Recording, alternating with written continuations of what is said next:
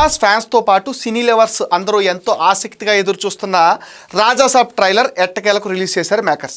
ఇక ఈ trailer cut ఏకంగా 3 నిమిషాల 34 సెకండ్లతో సాగింది.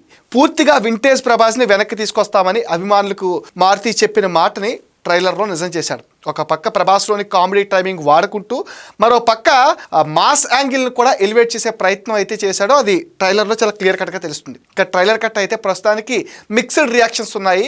అభిమానులు సహా కొంతమంది సినీ ప్రేమికులు అయితే ట్రైలర్ కట్ అదిరిపోయింది అంటుంటే, కొంతమంది మాత్రం అంతగా ఏమీ లేదు అంటున్నారు.